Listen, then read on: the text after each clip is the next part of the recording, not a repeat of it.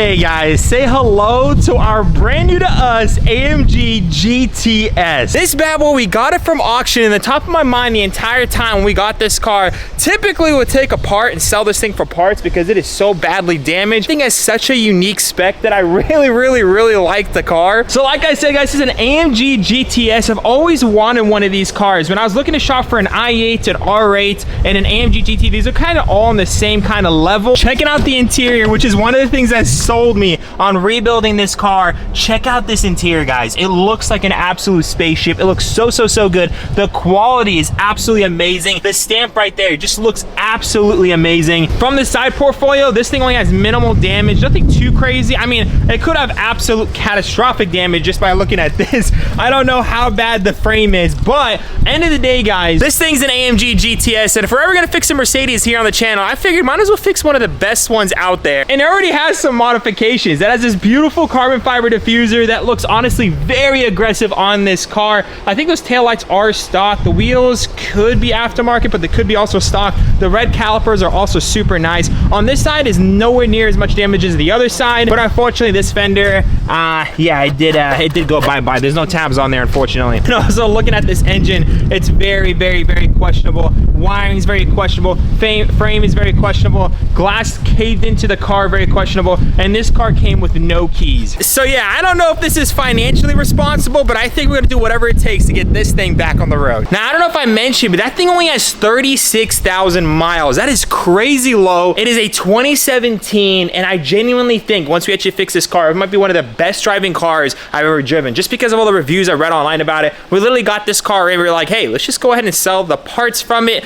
But again, guys, it looks too good. So I guess let's bring back the hashtag and hashtag save a Mercedes. And hope to God, I don't know, but we're gonna try our absolute best to bring this back to life. As of right now, no keys, no power. We need to get it to the other shop so we can start fixing it up. Let's go ahead and get it forklifted to the other shop. I don't know what we're doing, guys.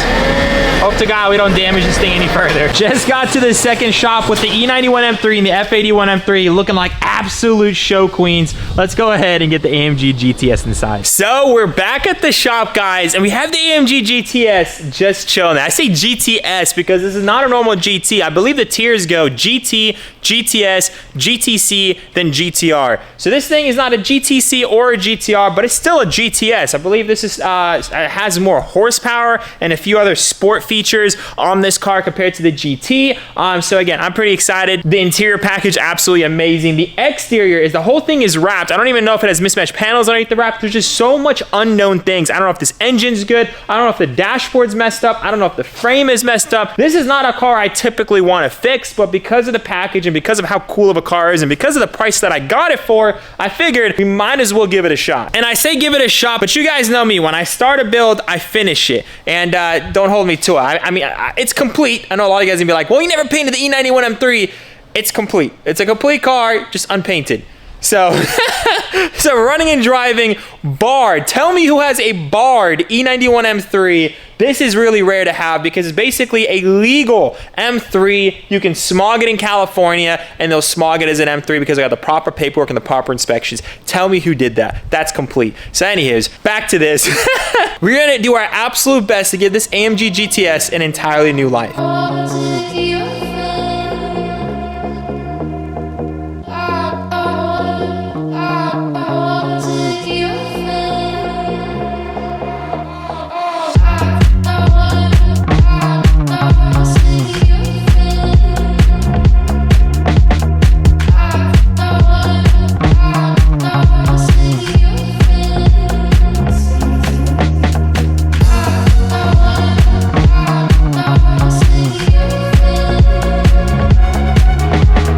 It is a super gloomy day. There's a bunch of rain, but the passion for the AMG GTS is still here. I was afraid that the next build that I get is not gonna be something I'm passionate about. And the reason being is that because I work at a dismantling business, most of the stuff that we do is BMWs all day, every day. So me getting another BMW, I'm not really too passionate, especially like a base model BMW, I'm not really too passionate in getting it fixed up and built up. I'm not saying that I won't in the future. It's just not something I'm very passionate about at the moment. This GTS though is something that is super unique. I've never actually sat in one in my entire life, and now we actually have one to rebuild and drive for the first time, which is super exciting. So that being said, guys, in today's video as well, I didn't want to just show you guys the car, but I want to start doing some repairs. First thing I want to knock out is the glass, just because the glass is all over the entire interior. I want to detail the whole interior. I want to start ripping out the airbags. I want to get the interior to where I can actually be able to sit in it, run some codes, and eventually get this thing started. So that being said, the glass is really hindering my visibility of the engine bay in case it starts smoking when I start it or anything. And also at the same time, it is damaging our dashboard. I really want to preserve this leather dashboard and hope to God it's in good shape. The last time I tried removing a windshield like this is actually pretty easy to do because it's already pretty much disintegrated. You pretty much just start pulling on it with some really good gloves,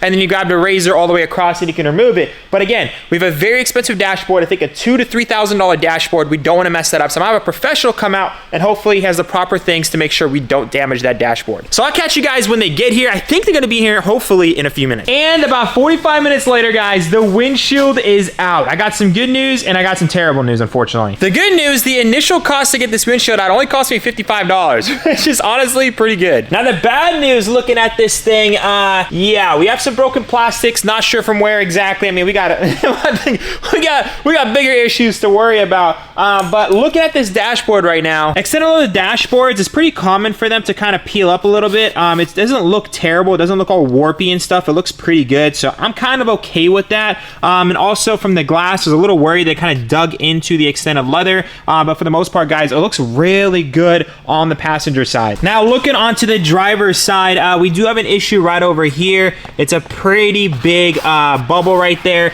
Now the leather's only barely peeling from over here. So I'm wondering if that's fixable, and unfortunately it's peeling the most right over here. This line doesn't look that badly inconsistent. This could be fixable without having to remove the entire dashboard, but for now I have no idea. But I guess for now, let's just go ahead and get this thing fully cleaned up so we can really check out and see if the dashboard's any good. There's a reason why I'm looking at the dashboard first before diving into this project. First things first.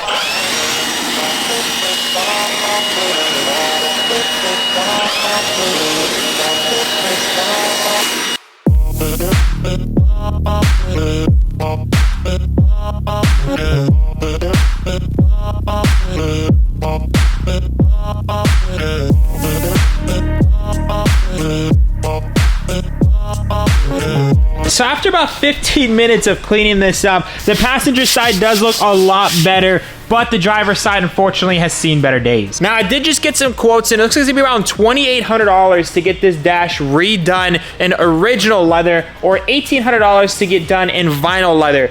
Both routes are probably the same price as just replacing the dashboard. If I have to pull the dashboard out, I might as well honestly get a replacement dashboard, just because on this kind of car, the dashboard costs as much as the repair. Now, if your dashboard's like 5 grand or 10 grand, at that point, getting the repair done is a more cost-effective route. But for me, obviously, I think if I could find another one for $2,000, replace this dashboard, and then sell this one because it's not blown, somebody out there is still gonna want this dashboard, then at least maybe we're in this dashboard maybe like $1,000 for the repair. So I think that's the route that we're gonna go ahead and take. But in the meantime, this is acceptable. We don't have a deployed airbag on the dashboard, thankfully, so it's not gonna throw any faults. We can run the car, and we can still get a new windshield installed, even though we have to remove the dashboard later. Now, that being said, I'm the kind of guy that wants the whole interior complete and assembled so I can actually sit inside, do some filming, do some brainstorming, and also do some motivation when dealing with this kind of damage. This isn't the kind of cars I like to personally fix. This thing's a little too far gone for my taste, but I figured winter's coming up, guys. Might as well challenge myself, because typically in the winter I get super lazy. So I figured if we get a crazy build like this, the motivation should hopefully be through towards the end of the year, and hopefully get this thing back on the road and running and driving, because just maybe this thing will be back on the road. It'll be absolutely insane when we do. And I say just maybe, but we'll get it back on the road, boys. So I'm not gonna lie to you, I'm not really too comfortable hopping inside of this car and then going back to my family in case I bring anything with me, if you guys know what I mean. I mean, if you guys just look at this steering wheel as well, the whole steering column got pushed into the dashboard, into the firewall. I don't even think we can even adjust this outwards anymore. I think the entire steering column smashed. Maybe the driver wasn't even wearing his seatbelt, which is a scary thing in itself. I guess we could actually test that theory out too. If we actually pull on the seatbelt, is it blown, or does the seatbelt still work is the question. Yeah, so that seatbelt's still good, which leads me to believe this guy was not even wearing a seatbelt, smashed right into the steering wheel, and who knows, maybe even the windshield as well. So yeah, this was a pretty bad accident, and inside's making me feel some kind of way. So let's go ahead and get suited up, head inside, and get this thing cleaned up. Might lose some battles, but winning the war. I get knocked down, I get back up, get up and go, I stay ready for more. Go toe to toe till I level the score. Never gon' quit. Heard you seen some, but you never seen this. Bet on myself 8 times, no trick, trust. Give me the loot. See now we going high stakes. This ain't clickbait. This a risk take, this no mistake. I was born to do it. I was born for music, I just get into it. Alright, so you guys can say that I'm doing a little too much, but at the same time, I feel protected. Now we can clean the inside of our AMG GTS. I was once broke, I was down bad, swear I'm never going back. I'm from upstate, where we see a little bit of this and some of that. Little city is of sticks. Watch me put it on the map, someone get attacked. If you're not first and you're last, life is a race, don't you lag. I get a bag and I stack. The reason I taxed was not cause they needed me. Got all of mine equally. I see what they need from me. Bless. And guys, about 35 minutes later, check out that interior. It's popping. It's looking absolutely phenomenal. We vacuumed up the carpets. It just looks so good. This interior just reaffirms me that we definitely have to save this AMG GT. Just look how beautiful that is. I honestly have never seen a German car with an actual white interior. Typically, they're more creamy, but this is a white interior, and it looks absolutely phenomenal. I do love the fact that it has a contrasting black as well. They just look super sporty, super mean, and that center cockpit, guys, is what makes the GTS a GTS. This thing's absolutely insane. So that being said, we cleaned up the whole interior. Thankfully, the seat airbags are not deployed. The dash airbag, for some reason, is not deployed, thankfully. The knee airbag, so look, the knee airbag looks good too, so I don't think anyone was sitting on the passenger side, so we just need a steering wheel airbag and a knee airbag for that side, which we'll eventually get. Meantime, we'll do what we can for today, and that's getting some more cleaning done, because I want to see if there's any more damage to the car. The weather is so cold right now, guys. It's literally raining. I'm gonna try to peel up some of this wrap because I definitely don't want this. If it doesn't work out, I'm just gonna go ahead and give this whole car a really good wipe down, so at least this car is a whole lot cleaner. We're getting in and out of it. I don't want to keep touching a bunch of dust and hopping in that beautiful white interior. It's so funny, but if you look at this side back, it's absolutely gorgeous. We'll just keep it like this, chop off the front end, get rid of all that, and just make this like a simulator or something. This thing just looks insane, guys. I cannot be more hyped right now to get this thing on the road. Okay, let's just go ahead, try to get this thing unwrapped, and if not, let's go ahead and reveal that white paint, because it looks like it has a factory white paint, which I think will look really good with the white as well. I think we can also say goodbye to the whole hazmat suit. I don't think we need this anymore. We did a good job, guys. We did a good job. I think I've actually should have taken this thing off first before actually taking off my gloves. Maybe I just defeated its purpose, but I did what I could. Oh no, guys, this is coming apart in a million pieces. I think this wrap has been on the car for nearly, I would say, 6 years. I think it's probably since when they first got the car. I just saw Finding Nick pick up his E92 M3 that he originally owned, and the wrap was really bad as well. And he wasn't lying when he said that this is gonna be an absolute pain in the butt to unwrap all this. I think this thing was originally wrapped when he first bought the car to protect the paint possibly, but this thing's a 2017, so that's probably over 8 years old. If that's the case, just clean that off. Maybe it'll come back. Let's see how it looks with a good cleaning. Let's give it a few seconds to see the results. Yeah, there's nothing saving this wrap, guys. Oh man, it's gonna be a lot of work, boys. All right, I'm gonna try to do what I can. Hey guys, I'm with Junior right now, and he has his own business. He wraps cars. What's the name again? Junior Custom Cars. Junior Custom Cars. He's actually wrapped my 435 for those of you guys who don't remember. He helped out with my 6 years as well. And yeah, I went ahead and gave him a call, and I showed him the condition of the wrap, and I said, what do you think is needed to get this wrap off the car? And what's your recommendation again? Honestly, you're gonna probably have to use a rubber wheel and just go ham on it.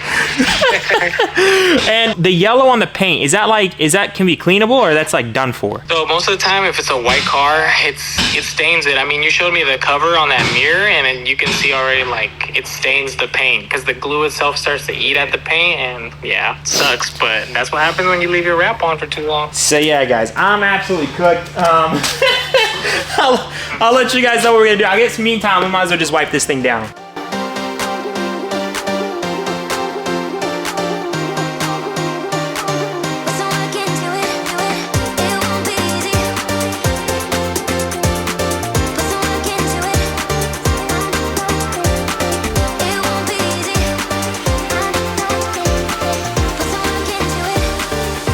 And just like that, guys, we have the whole thing wiped down. It looks so much better, but once it actually gets dry, I don't know if you guys can see how rough this wrap is. This entire thing is just absolutely destroyed. And yeah, I think that's something we're gonna go ahead and deal with once we actually get the car running and driving and make sure this frame is totally good. Because the last thing we want to do is spend a lot of time on this, but we can't get it to run. So yeah, I think at this point, let's go ahead and hop on the computer and see how much it will cost to get all the parts we need to fix the front end of this car. And we are home, guys.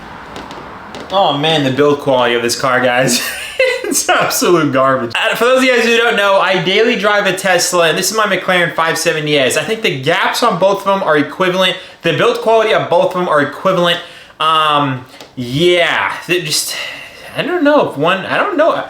I don't really think this is British anymore. I genuinely think this thing's American. Anyways, that is not the topic of today's video. The topic of today's video is getting all the price breakdowns of how exactly we're gonna be getting this AMG GTS back on the road. Now, you guys saw the condition of the car. It is absolutely mingled. I actually don't even know if it has tremendous hidden frame damage, where I believe like the A-pillars of the car, that's obviously gonna be really, really, really bad. If we do have damage there, we're gonna have to pull out the entire drivetrain to get that section repaired. We did get to pull off the windshield in this video, so thankfully we're able to kind of see how the dashboard condition is. I think the dashboard condition isn't amazing, but it's honestly in an area we can kind of put it on the side of our eye and not really look and pay attention to it for now. It's something that's not that big of a deal. Thankfully, the dashboard, at least the main section that you visually see every single time you're driving, which is the passenger side, that section is good. Anyone that hops in the passenger seat is not going to notice the driver's side upper section because of the screen there. So again, it is there, but it's not important right now. The main thing we gotta figure out is whether or not we can get this car back on the road, whether or not this engine's even a good engine. I bought this car from an individual, not an insurance company, so we don't even really know if this thing has, you know, had a history of flood damage. We know nothing at all. Currently, we don't even have power to the car. So I purchased this car. I'm going to throw up the listing right over here. I purchased this car with no keys. Thankfully, when I was actually cleaning out the car a little bit, we actually found the original key to the car. And I believe it's the original key to the car, mainly because it has an AMG GT logo on the key. But other than that, it's pretty much like any other Mercedes key back since 2006. So at least I'm assuming 2006. But anyway, it was a very old key. My dad had that key, and I know a lot of other people had that key. It is a very, very common Mercedes key. So let's go ahead and talk about prices. I went on eBay and I just got a general gist of parts for this car. So we're gonna start off with the headlights of the car. So the headlights, a pair of headlights for this car is around $3,500. Now obviously that's gonna be plus or minus depending on condition and depending from who I buy it from. But there's obviously taxes, you know, so we're around $3,500. The front bumper, I can't find a single one complete other than this one. That is a ridiculous price. $6,100 doesn't really seem like a price that, I just don't believe that, because there's some Lamborghini and McLaren bumpers for cheaper than this. So if that's really the case, that is astronomical. I did find a recent sell though for $3,500. So again, why it leads me to kind of believe. But then again, I think this recent sell one is it a coupe GTS bumper front facelift? That could be the coupe 4-door. But actually no, it doesn't look identical. It could very well be for the coupe 2-door. So long story short, we can kind of be in the medium range. The cheapest one listed is $6,100 right now. So let's just say $5 grand for a front bumper. Now I found fenders. The crazy part is actually those are not that expensive compared to the rest of the panels of the car. They're about $1,000 each after shipping roughly. The hood is about $1,500 for a good hood, and there's a ton of them, thankfully. I did not actually think that would be a thing because for higher end cars, it's kind of typically harder to find hoods for them. Like for example, the i8, when I was trying to buy one to rebuild, I couldn't find a hood anywhere. I actually couldn't find a front bumper anywhere. So thankfully the parts are on eBay for this particular car, so that is good. I found the upper radiator bar. That was $151. I don't even know the parts to assemble a full radiator support for this car just yet, but you know, I'm just looking for a few parts. The upper radiator bar, we got the whole cooling, the fan, the AC condenser, the radiator. That was about, after shipping, let's say $1,600 if we can work out a deal with the buyer. Hopefully we can get it a frick $1,000 plus $450 plus taxes. Anyways, $1,600. Now the airbag, there's two different kinds of airbags. The cheapest one I found was $550, and I think it is the model for us, mainly because it's an older style airbag. I believe in 2021 they changed it to the nicer airbag, but that's gonna be a whole different steering wheel. So we could do a facelift, but the newer airbag is $1,000. This one is $550. It is pretty much half the cost. And then here's a picture of the new one I was telling you guys about. This is $928, $1,000 bucks. So yeah. This next thing is, I didn't actually realize that the knee airbags on this car, if you guys check out that center item for $162, piece of the dashboard actually rips. On BMWs, it's just a cutout underneath the glove box compartment that fits a knee airbag that just deploys outwards, and you can pretty much just remove the panel, replace the airbag, put the panel back up, you're good to go. On this car, it actually blows through the leather, so you're gonna have to replace that panel. Now, unfortunately, it is a color, you have to find the exact same color for your car. I can't find another white one. The only one that ever sold was a white one, so I got really unlucky on that, and it sold for roughly about $230 take home on that. So for us, I think we're just gonna either have to get ours repaired, reupholstered, or yeah, we're just gonna have to figure that part out. The steering column, I did find it for about $350. Our steering column is completely slammed against the dashboard. I'm assuming the guy was not wearing a seatbelt, and his whole body kind of just forced onto the steering column and just completely bent it up, because even the controls are completely snapped in there. So yeah, long story short, that needs to get replaced. So yeah, that's pretty much everything that I could find. There's not a whole lot of parts for this car, and you guys can only imagine the amount of parts they're gonna need for this car. And just kind of a rough number of the parts I just listed, that's already like nearly $15,000 right there. So $15,000 for not even all the parts to get this thing on the road, and we don't even know if the engine and transmission are good. So I think the first thing we're gonna go ahead and do is try to figure out how to get that positive cable rigged, fix the wiring in the engine bay in the next video, and try to see if we can get this thing to turn over. Maybe even find like an oil cooler bypass, or just get some kind of oil cooler lines or something. Yeah, even get the original oil cooler. We have to get this thing started to see if even dumping all this money is even worth putting into this car. Now, the other option is this AMG GTS kit that I believe I found for around $12,000. The whole GTS kit includes the hood, the bumpers, actually front and rear bumper, the side skirts, I believe the fenders. So the whole kit is around $12,000. Now, if you guys pretty much do the math, that almost comes out to be the same as if I bought all the stock factory panel parts. I'm just hoping that this GTS kit